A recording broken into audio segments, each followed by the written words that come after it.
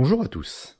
Depuis que je parle d'évolution, je parle de mutation, de transmission génétique, de sélection des caractères, il est donc temps de parler de l'information génétique, l'ADN. Alors c'est quoi l'ADN ?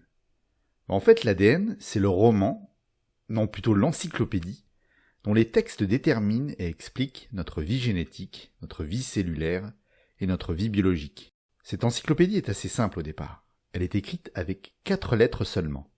A, C, G et T. Et oui, seulement 4 lettres pour une telle complexité. Ces lettres sont en fait des molécules, des bases. A pour adénine, C pour cytosine, G pour guanine et T pour thymine. L'ADN est en fait une succession de bases, comme un long texte.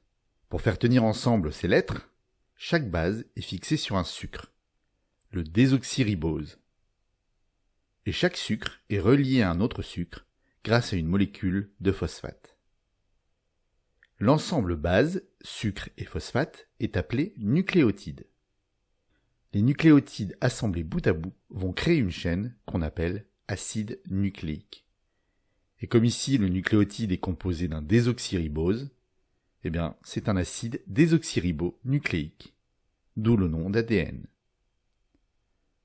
Donc, cette chaîne de nucléotides, c'est de l'ADN. En fait, c'est plutôt un brin d'ADN. Mais ce brin d'ADN ne va pas rester seul. Il va être associé à un autre brin, mais pas n'importe quel brin.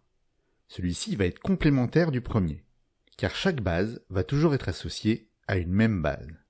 Ainsi, une thymine va toujours s'associer à une base adénine, la guanine à une base cytosine, et donc logiquement, l'adénine va se lier avec la thymine et la cytosine avec la guanine.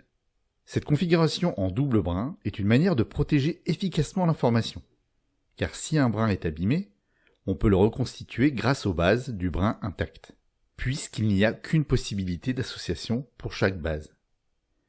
C'est également un système très pratique pour reproduire l'ADN, mais nous en parlerons plus tard. Ce double ruban ne va pas garder cette forme dans la cellule. Heureusement, car vu la longueur du ruban, ça ne rentrerait pas dans la cellule.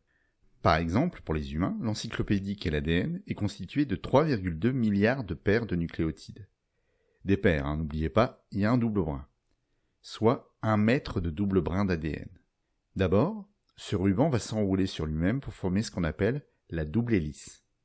Pas difficile à trouver comme nom, puisqu'il y a 2 brins, et ça a la forme d'une hélice.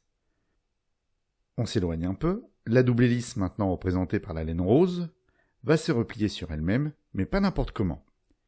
Elle s'enroule autour d'histones, ici des boules vertes, pour former un centrosome. Elle s'enroule ainsi autour de plusieurs histones, formant plusieurs centrosomes. L'ensemble est appelé chromatine. Cette-ci va continuer à se condenser. D'abord, les centrosomes vont se rapprocher pour former une chaîne de centrosomes. Si on s'éloigne, la chaîne de centrosomes, ici la laine verte, va continuer à se condenser pour former des chromosomes. En fonction des espèces bactériennes, végétales ou animales, le nombre et la forme des chromosomes vont varier. En gros, les chromosomes sont un peu les volumes de l'encyclopédie qu'est l'ADN. Bon, cet épisode est un peu dense au niveau vocabulaire, on a eu pas mal de nouveaux mots, donc on va faire une petite pause. On verra au cours du prochain épisode comment on écrit notre histoire avec seulement 4 lettres.